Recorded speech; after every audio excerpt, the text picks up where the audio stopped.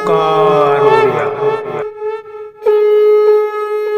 नमस्कार फ्रेंड्स, ओंकार ओडिया चैनल रे आपण मानकु स्वागत। फ्रेंड्स, आज क्षुद्र भिडियो एभली एक प्रचंड बशीकरण मंत्र को शेयर करुच्ची जहां कि आपण निज भितरे 7 थर उच्चारित करी एवं समग्र शरीर उपरे फुंक देकरी जेतबेले कौन स्त्री सामना को चली जिवे से आपनकर दर्शन मात्र कि ही आपनकर प्रति प्रेम भावापन्न होई उठिबे एवं कामासक्त होई उठिबे। आपनकर प्रत्येक कथा को मानि चलिबे, तांको जहा मध्य कहंतु से सेथुरु विरत हेबे नाही। माता कामाख्या भैरवींकर एक आज्ञाकारी प्रचंड शक्तिशाली सिद्ध मंत्र ये जहां कि आपनकर सिद्धि करिवार आवश्यक नाही। केवल 7 थर निज भितरे गुंजरित करिकरी निजर शरीर को किरण करिकरी तांकर सामना को चली जिबा ही यथेष्ट होता है, जद्वारा कि से आपनकर आज्ञाधीन होई रहिबे। आपनकर प्रत्येक बोल को मानि चलिबे। जदि आपण प्रेमी प्रेमिका आपनकर कथारे नाहंती तेबे एहार सहारा नियंतु। आपनकर प्रेमिका चिरदिन आपनकर वश्यता स्वीकार करिवो, आपनकर प्रत्येक कथारे परिचालित होबो। किंबा जदि आपण स्वामी स्त्री आपनकर कथारे नाही, जदिओ स्त्रीर समस्त आवश्यकता को आपण माने परिपूर्ण करूचंती, मात्र जदि स्त्री आपनको ऊपर चढ़ा गोलारे कथबार्ता करुच्ची, आपनकर कथारू बाहरी जाउची, आपनकर कौनसी बोल शुणु नाही, बारंबार प्रत्युत्तर आपनको दउची, तेबे देखिबे एहारी प्रयोग माध्यम से स्त्रीटी आपनकर बोल कराही रहिबो। आपनको चढ़िकी जवाब दब नाही किंबा आपनकर कथारू अमान्य होब नाही। एही शक्तिशाली प्रचंड वशीकरण मंत्र सहायतारे आपण सर्व स्त्री उपरे विजय लाभ करिपारिबे। से आपनकर गृहर स्त्री हेताउ किंबा बाहर सामाजिक सांस्कृतिक क्षेत्र कौनसी मध्य स्त्री हेताउ, आपन ताको निजर आयत रखिकरी आपनकर सर्व मांगल्य करिपारिबे। तेबे एही प्रचंड वशीकरण मंत्रर संपूर्ण विधान को जानिया पई आपण भिडियोर शेष पर्यंत देखंतु। चैनल को प्रथम बार आस्तिले एवं एई भली कंटेंट रे आपनको रुचि रहुतिले चैनल कड़े थिबा लाल कलर सब्सक्राइब बटन क्लिक करी बेल आइकन क्लिक करी एवं ऑल नोटिफिकेशन पर क्लिक करी चैनल को सब्सक्राइब कर नियंतु, जेभली कि आम जेतल मध्य आपण मानक सेबारे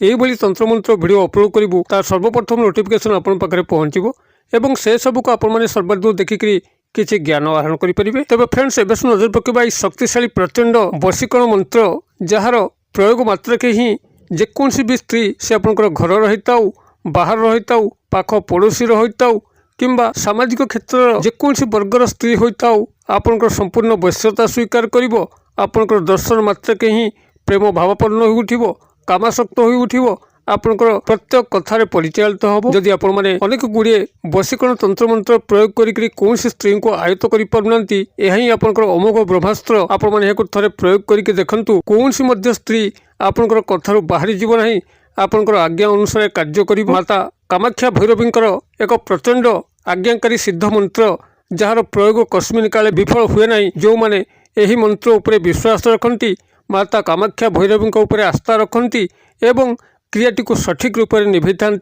ए क्रियाटीर सठिक रूपरेख को मुझे क्षुद्र भिडियो आपण मानकर कल्याणार्थे शेयर करुच्ची। भिडियोटी को प्रथम ध्यान सहकार शुणु, ज्ञान नेला परे ही यह प्रयोग करेंगे, जद्वारा कि गोटे थर आपण माने सफल हेबे। तेबे एही प्रयोग आपनकर जो भाव में स्वामी स्त्री मान प्रति प्रযোज्य, से भाव में प्रेमी प्रेमिका मानक प्रযোज्य एवं बाहर कौनसी मध्य स्त्री से जेकोसी वर्गर होइताउ एवं जो भली काटर होइताउ, नरम प्रकृतिर होइताउ किंबा उद्धत प्रकृतिर होइताउ, समस्त सुंदर भाव में क्रिया प्रकाश करिथाए। तेबे एही प्रचंड वशीकरण मंत्र को प्रयोग करने पूर्व आपण माने एही केतोटी विषय प्रति ध्यान दबा उचित, जद्वारा कि आपण माने एहार समस्त उपकारिता लाभ करि परिबे। एही प्रचंड शक्तिशाली वशीकरण मंत्र ऊर्जा को ग्रहण करने पूर्व आपण माने जेकोसी शनिवार दिन रात्र हो कि मंगलवार दिन रात्र हो, आपण यही क्रियाटी को ही प्राथमिक भाव में निभेबार अच्छी। कौन करेंगे आप शनिवार दिन किंबा मंगलवार दिन पूर्व गोटे लाल सिल्क बा रेशम कपड़ा को संग्रह करेंगे।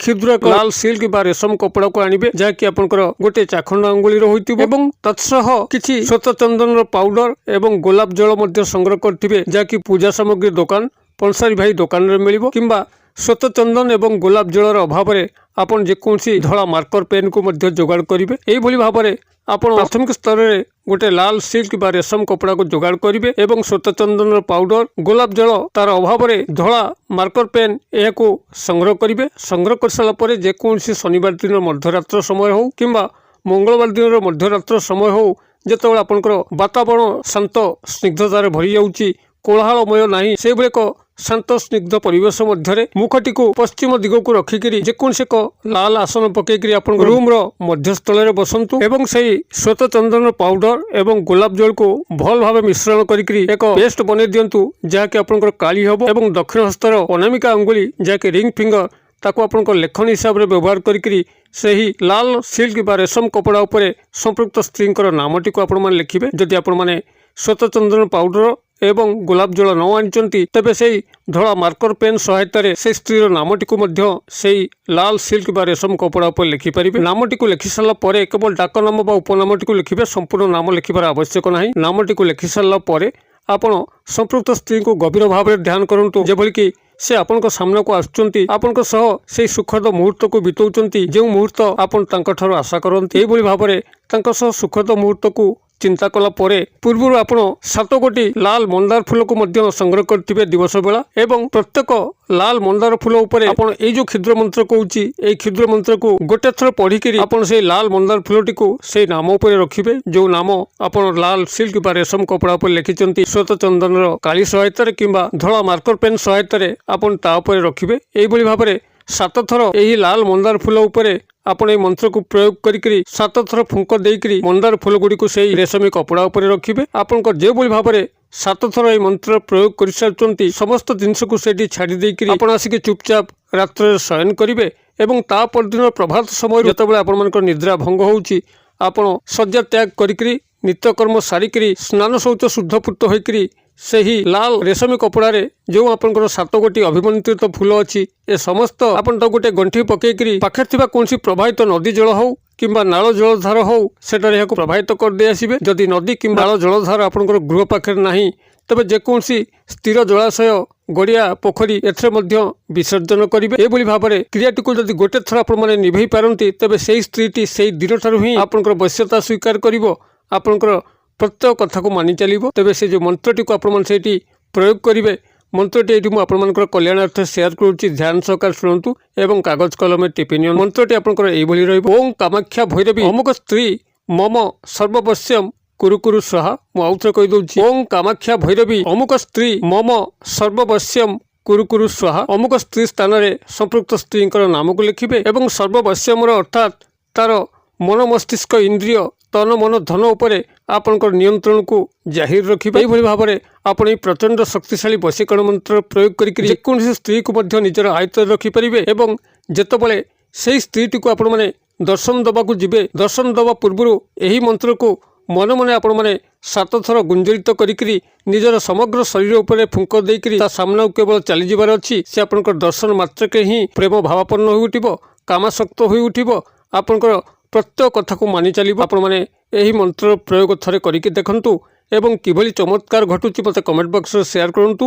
वीडियो भल लागुतले लाइक करिया पे भूलंतु नै सांग साथी मोबाइल रे शेयर करिया पे मध्य भूलंतु नै। वीडियो रे क्षुद्र परिसर मध्यरु मते एजे विदाय दियंतु पुणी आपण मन देखा हबो आउ एई भली एक शिक्षणीय वीडियो रे से पर्यंत दर्शक बंधु आपण समस्त मंगलमय कृपार भले थांतु रहुची। सर्वे भवन्तु सुखिनो सर्वे सन्तु निरामया सर्वे भद्राणि पश्यन्तु मा कश्चित् दुर्भाग् भवेत्। ओम शांति ओम शांति ओम शांति। नमस्कार।